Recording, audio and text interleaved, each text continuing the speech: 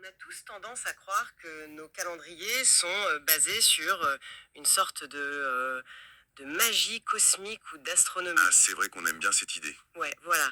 Genre, quand arrive le nouvel an, on s'imagine nos lointains ancêtres debout dans le froid, en train de scruter les phases de la Lune ou de calculer l'angle précis du Soleil. Lors d'un solstice, par exemple. Exactement. C'est super poétique cette idée que nos vies et nos fêtes soient dictées par le grand mouvement des astres. Mais et si je disais que la véritable origine du Nouvel An n'a absolument rien à voir avec l'astronomie? Ah, ça bouscule pas mal d'idées reçues, ça. N'est-ce pas? Et si au lieu d'une carte des étoiles, le tout premier calendrier de l'humanité était en fait un simple registre comptable conçu pour éviter une guerre sanglante? C'est une prémisse fascinante. Parce qu'on aime tellement l'idée que nos civilisations soient nées d'une quête spirituelle, tu vois. Absolument. Mais quand on regarde les traces matérielles et sociologiques laissées par les toutes premières sociétés, bah, la réalité est beaucoup plus pragmatique. Et honnêtement, elle est presque encore plus fascinante qu'un simple alignement de planètes. Et c'est précisément ce mythe qu'on va décortiquer aujourd'hui dans cette analyse en profondeur. Je suis prêt. L'objectif, c'est de comprendre comment nos calendriers et les fêtes monumentales qui les accompagnent sont nés de contrats de paix, des alliances économiques entre des groupes qui, sur le papier, avaient toutes les raisons de s'entretuer. Et pour comprendre ça, on s'appuie sur des travaux sociologiques très spécifiques. Ouais, notamment la théorie de Safak Atmaz, ça s'appelle la sociogonie ou sociogonie. C'est ça. Mais avant d'aller plus loin et de parler de, je sais pas, de moutons ou de récoltes, c'est quoi exactement la sociogonie? En gros, la sociogonie, c'est un cadre d'analyse qui étudie la genèse de la société. Mais attention, elle ne le fait pas sous l'angle de la biologie ou de la religion. D'accord. Son postulat central, c'est que la société humaine n'est pas née d'un conflit originel brutal où le plus fort a écrasé le plus faible. Ah, donc pas la loi du plus fort, hein. Non, pas du tout. Selon cette théorie, elle est née d'une alliance vitale, d'une nécessité absolue de coopérer entre des modes de vie radicalement opposés. La société, c'est pas un accident culturel, c'est vraiment un pacte de survie. D'accord, donc on parle pas d'une tribu qui en conquiert une autre. C'est plutôt deux groupes qui se regardent en chien de faïence et qui décident qu'il vaut mieux signer un traité que de déclencher une guerre. Exactement. Mais du coup, c'est qui ces deux groupes primitifs? Bah, ce sont les deux grands piliers de l'humanité primitive. D'un côté, tu as les chasseurs-éleveurs, les nomades. Ok. Leur vie est complètement rythmée par le mouvement, par la recherche de pâturage pour leurs troupeaux. Et de l'autre côté, on a les agriculteurs? Voilà, les sédentaires. Eux, ils sont fixés à leur terre. Ils investissent des mois d'efforts dans un champ pour obtenir des céréales. Leurs intérêts sont diamétralement opposés. Ouais, je vois le genre. Imagine juste un troupeau de centaines de moutons affamés qui déboulent en plein milieu d'un champ de blé prêt à être moissonné. Ah ouais, c'est la destruction totale pour l'agriculteur. Une catastrophe absolue. Complètement. Il perd une année entière de travail en une après-midi. Donc la tension entre ces deux groupes devait être permanente en fait. Comment on fait pour cohabiter sans mur de béton et sans armée moderne? Et ben c'est là que le calendrier entre en jeu. Faut arrêter de le voir comme un outil qui mesure le temps qui passe. D'accord. Dans la perspective de la sociogonie, le calendrier c'est un registre de dette mutuelle. Et c'est pour ça que l'humanité a jamais eu un seul nouvel an unique. Ah, le temps est double parce que la société est double. Exactement, le temps double. Euh, Essayons de visualiser ça. Le temps double, concrètement, ça ressemble à quoi sur une année? Prenons le premier nouvel an, celui des nomades, des bergers. Ok. Ça correspond à des fêtes historiques comme Newrouz ou Akitu, qui tombent généralement en mars ou en avril. Le début du printemps, quoi. Voilà. Mais pourquoi cette date précise? C'est pas pour célébrer la jolie floraison printanière. Concrètement, c'est le moment critique où la neige fond et où le berger doit descendre des montagnes avec ses bêtes. Pour aller vers les plaines et les marchés. C'est ça, Les plaines où se trouvent justement les champs fraîchement ensemés des agriculteurs. exactement, Le timing est explosif. absolument. Mais c'est aussi le moment où la richesse du berger est à son apogée. Au printemps, les troupeaux viennent de mettre bas. Les petits se sont multipliés, la production de lait coule à flot, il y a de la viande en abondance. Il est riche, quoi. Le berger a les poches pleines, pour ainsi dire. Et que va-t-il faire? Il va offrir une partie de cette abondance gigantesque à la société des agriculteurs. Attendez, il leur donne gratuitement ses bêtes et son lait? Alors non, Pourquoi ferait-il ça? c'est ni de la charité ni du simple troc commercial. C'est le paiement d'une alliance. Le berger paie en quelque sorte le prix de sa liberté. Ah, je comprends. En remettant cette richesse colossale au fermier, il lui dit en gros, voici ma part pour cette saison. Prends cette viande, prends ce lait, en échange je te donne ma parole que je contrôlerai mes bêtes et que je piétinerai pas tes champs. Mais c'est là que ça devient vraiment intéressant. C'est comme un accord de non-agression entre deux entreprises rivales. Ouais, C'est une très bonne analogie. Imaginez deux multinationales qui opèrent sur le même territoire. L'une d'elles décide de payer un dividende massif à l'autre, pas par gentillesse, mais simplement pour éviter une OPA hostile ou une guerre des prix ruineuse. Voilà. Le berger achète un droit de passage sans déclencher de conflit armé. On peut considérer ces offrandes comme les toutes premières formes d'impôt sur le revenu de l'histoire humaine. Complètement. L'analogie est très pertinente. Et pour filer votre métaphore de l'entreprise, si on paie un dividende au printemps, faut bien équilibrer les comptes à un autre moment de l'année. Bah oui, la comptabilité. Parce que la dynamique va s'inverser totalement quelques mois plus tard. Donc on arrive à l'automne, au deuxième nouvel an. Voilà. En septembre ou octobre, c'est le mois de Tishri, et l'époque de fêtes comme Rosh Hashanah. C'est le nouvel an de la terre, celui des agriculteurs. Ok. À ce moment de l'année, le berger a plus grand-chose à offrir, ses réserves ont baissé. En revanche, l'agriculteur vient de terminer ses moissons. Ses silos à grains sont pleins à craquer, il est littéralement assis sur une montagne de nourriture. Le rapport de force économique est complètement inversé. L'agriculteur est devenu le riche de l'histoire. Tout à fait. Et l'enjeu change. Au printemps, il fallait gérer le mouvement. À l'automne, il faut gérer la protection. Le temps n'est plus à la production, il est à la délimitation. Faut protéger les silos. Exactement. Il faut tracer des frontières claires autour de ses réserves. Et pour garantir que le berger affamé viendra pas piller les grains pendant l'hiver, c'est au tour de l'agriculteur de payer. Il verse une rançon, une part de ses récoltes, au berger. Et c'est fascinant. Donc, Névrouz au printemps, c'est le moment où le berger donne pour protéger ses bêtes en mouvement. Et Tishri à l'automne, c'est le moment où l'agriculteur donne pour protéger ses silos immobiles. C'est un système de taxation croisée en fait. L'invention de l'impôt n'a pas été créée par des bureaucrates, mais par des bergers et des fermiers essayant de survivre ensemble. Et sans cette réciprocité stricte, ce que nous appelons la société n'existerait pas. Il n'y aurait eu que deux groupes en guerre perpétuelle pour les ressources. La société naît vraiment de ce fragile équilibre de dette mutuelle. Cette idée de devoir protéger ce qu'on a produit, de tracer des limites physiques pour dire ceci est mon domaine, ça me fait penser à la façon dont on organise l'espace foncier aujourd'hui. Totalement. Mais ce qui est fou dans cette analyse sociogonique, c'est que cette logique de propriété privée n'est pas restée confinée à d'anciens registres d'impôts. Elle a été encodée dans l'un des textes religieux les plus célèbres de l'humanité, le livre de la Genèse. La Torah, et plus spécifiquement le récit du Tekfin, donc la Genèse, prend effectivement une toute autre dimension si on la lit à travers ce prisme. Racontez-nous ça.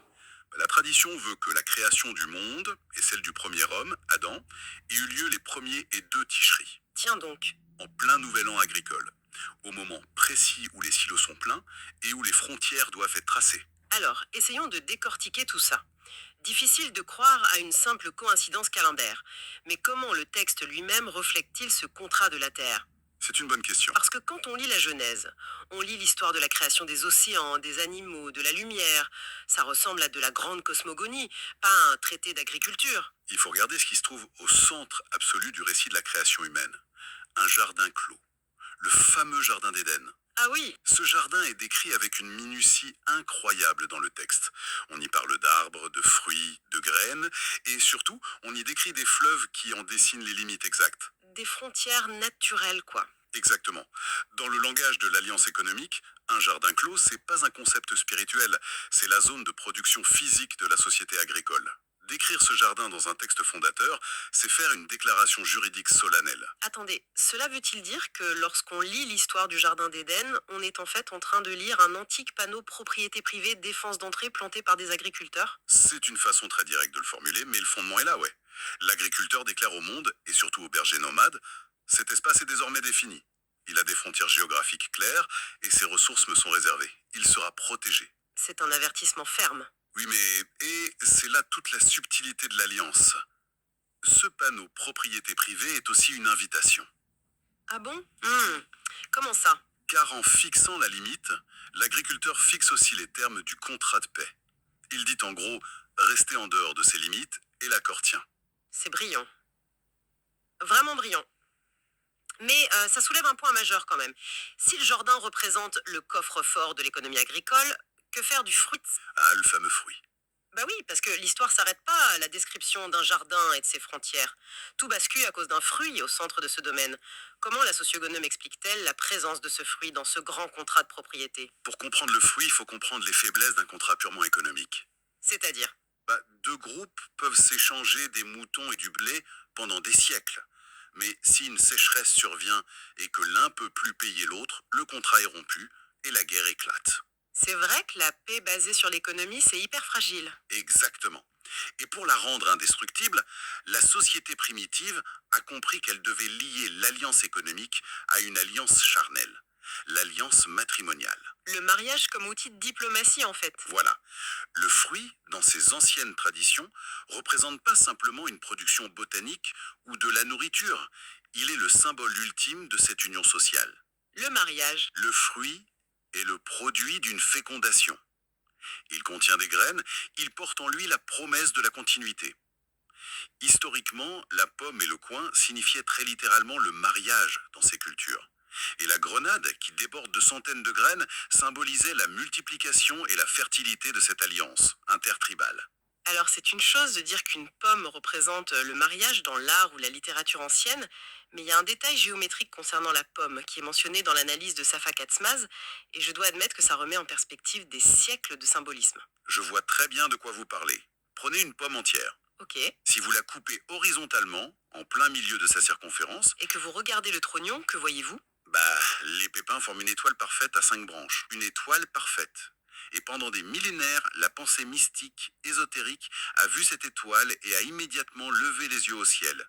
On a voulu y voir une connexion avec les astres, la galaxie, le cosmos. Ce qui semble logique au premier abord. Oui, mais l'analyse sociogonique ramène notre regard vers le sol. Selon cette théorie, cette étoile n'a strictement rien d'astronomique. Elle représente l'ordre intérieur de la Terre, et par extension, l'ordre de la société qui en vit. Mais comment une étoile peut-elle représenter la Terre et non le ciel? C'est contre-intuitif. Faut décomposer la géométrie du fruit. Les 4 directions, ou les 4 branches extérieures de l'étoile, symbolisent ce que l'auteur appelle le delta. Le delta. Géographiquement, le delta, c'est l'embouchure fertile d'un fleuve, là où la Terre est la plus riche. D'accord. Symboliquement, c'est la matrice, la zone de fertilité féminine. Et le centre de l'étoile, le 5e point, c'est le point d'union, la rencontre. L'étoile cachée dans la pomme est donc la représentation sociale de la femme, de la terre fertile et de l'ordre du mariage. C'est un renversement total de perspective. Est-ce que cela signifie que nos symboles les plus mystiques viennent pas de grandes observations astronomiques, mais de la simple agriculture? C'est ce que propose cette lecture en tout cas. C'est fou, parce que l'humanité passe son temps à construire des temples gigantesques et des observatoires pour chercher des réponses dans les galaxies lointaines, alors que le symbole même de notre survie collective, l'étoile qui expliquait comment s'unir pour pas mourir de faim ou de guerre, était littéralement posée sur la table de la cuisine, enfouie au cœur d'un fruit. C'est très poétique et ça montre à quel point on a romancé notre propre histoire. Les symboles qu'on considère aujourd'hui comme de la magie ou de l'ésotérisme pur étaient à l'aube des civilisations des outils très concrets de cohésion sociale. Le fruit matérialise ce lien indispensable entre le ciel et la terre, entre le nomade et le sédentaire. Et ce lien entre la Terre et le ciel nous amène directement à l'un des duos les plus célèbres de l'Antiquité, Akkad et Sumer. Ah oui, C'est là que cette théorie quitte les concepts abstraits pour s'appliquer à de véritables empires historiques, Nanjoul. tout à fait. Si on regarde la Mésopotamie ancienne, on retrouve cette dualité incarnée de manière spectaculaire. Akkad représente la figure du nomade, du grand berger. D'accord. Akkad est symboliquement associé au ciel, parce que le berger vit à découvert. Il marche sous la voûte céleste, il est perpétuellement en mouvement. Logique. Et Sumer alors? Sumer, c'est l'agriculteur par excellence, le bâtisseur de villes, la stabilité. Donc Sumer est logiquement associé à la terre. Si on superpose ça à notre calendrier de tout à l'heure, ça devient limpide. Newrouz au printemps, c'est l'arrivée d'Akkad. Le ciel descend sur la terre avec ses troupeaux. C'est ça. Et Tishri à l'automne, c'est Sumer qui trace des limites sur sa terre pour protéger ses récoltes d'Akkad. Vous avez parfaitement saisi la dynamique. Ce qui est crucial ici, c'est de réaliser que l'histoire d'Akkad et de Sumer, c'est pas simplement l'histoire d'une guerre d'anéantissement. Ils ont besoin l'un de l'autre pour exister. Une alliance forcée en somme. Exactement. Le berger akkadien a besoin des terres sumériennes pour faire paître ses bêtes sur les chaumes après la moisson, et pour se procurer des céréales qu'il cultive pas. Et le fermier sumérien, lui? Bloqué sur son lopin de terre, le fermier a un besoin vital des animaux du berger, pour l'engrais, pour l'attraction des charrues et bien sûr pour la viande. C'est une symbiose obligatoire. S'ils se détruisent mutuellement, ils meurent tous les deux de faim l'année suivante. Et pour sceller cette symbiose, comme on l'a évoqué avec le fruit, il a fallu recourir au mariage. C'est la seule façon d'unifier politiquement le ciel d'Akkad et la terre de Sumer. Et c'est sur ce point précis de l'alliance et du mariage qu'un des plus grands esprits du XXe siècle a commis une erreur monumentale, non Sam? Une erreur d'interprétation majeure, oui. Je pense que vous parlez de Sigmund Freud. Exactement. Dans son ouvrage majeur, Totem et tabou, Freud s'est attaqué à la question de l'origine de la société. Et pour lui, le pilier fondateur de toute civilisation, c'est l'interdit de l'inceste.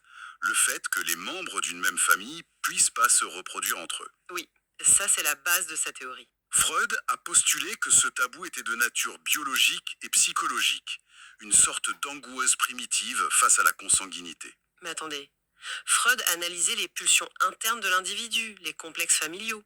Quel est le rapport avec nos bergers et nos fermiers mésopotamiens? En quoi la sociocogonie contredit-elle Freud sur ce point? La sociocogonie affirme que Freud a fait fausse route, parce qu'il a isolé la famille humaine de son environnement matériel et de ses besoins de survie. Ah d'accord, il n'a pas regardé la situation dans son ensemble. Exactement. Selon cette théorie, l'interdit de l'inceste n'est pas né d'un traumatisme psychologique. C'est une règle strictement macroéconomique et diplomatique. On appelle ça la règle de l'exogamie. Et l'exogamie, ok. C'est-à-dire, L'obligation légale et sociale de se marier à l'extérieur de son propre groupe.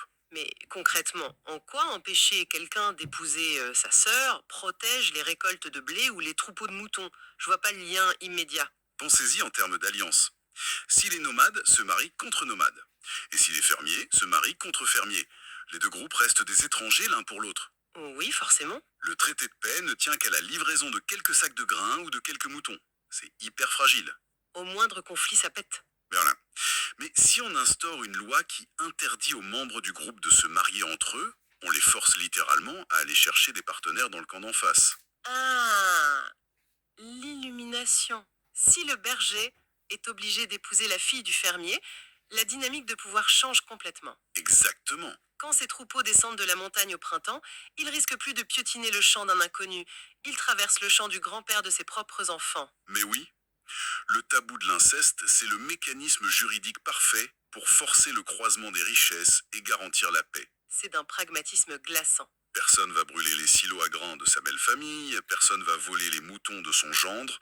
L'exogamie tisse une toile de liens familiaux qui rend la guerre économiquement suicidaire et socialement impensable. Si on relie cela au contexte global, c'est vertigineux. La psychologie humaine primitive n'était-elle finalement que de l'économie déguisée? C'est la grande question. Ça veut dire que Freud a réduit la naissance de la civilisation à des drames psychologiques intimes sous la tente familiale, alors qu'il ratait complètement la réalité macroéconomique brutale qui se jouait à l'extérieur de la tente. C'est une excellente façon de résumer la chose. Ce que les générations suivantes ont pris pour des lois divines sur la pureté morale était à l'origine des protocoles de survie ultra pragmatiques. Il fallait forcer les groupes à construire des ponts pour que la société survive. Ce parcours à travers l'histoire nous oblige vraiment à repenser la définition même de la civilisation. Si on rassemble toutes les pièces du puzzle de cette analyse, quelle est la conclusion finale sur la nature de notre histoire humaine? Je dirais que la leçon la plus puissante à tirer de tout ça, c'est que l'histoire de l'humanité n'est pas fondamentalement l'histoire d'une guerre continue. C'est pourtant ce qu'on nous apprend souvent. Ouais, nos livres d'école nous enseignent une succession de batailles, de rois qui s'entretuent et de villes brûlées. Mais la réalité sociogonique montre que l'humanité a survécu grâce à un immense et complexe accord. L'alliance primitive. Voilà. Le nouvel an, qu'il soit célébré sous les fleurs du printemps ou après les moissons de l'automne, célèbre pas le cosmos. Il célèbre la seconde précise où deux groupes aux intérêts totalement opposés ont posé les armes et décidé de collaborer. Et le prix de cette paix, de cette décision monumentale, c'est payé en bétail au printemps et en céréales à l'automne.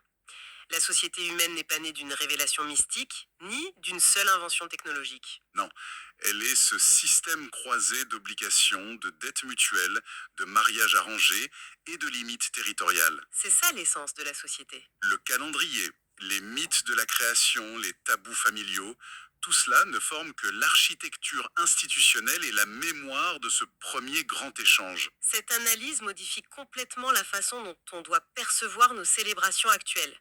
Quand on y pense, les traditions du Nouvel An, l'échange de cadeaux, les grands repas où l'on partage de la nourriture, les alliances qu'on s'échange lors d'un mariage, Tout ça, c'est un lointain écho de ces premiers contrats de survie. Chaque année, à travers nos fêtes, nous renouvelons symboliquement le contrat qui maintient la société ensemble.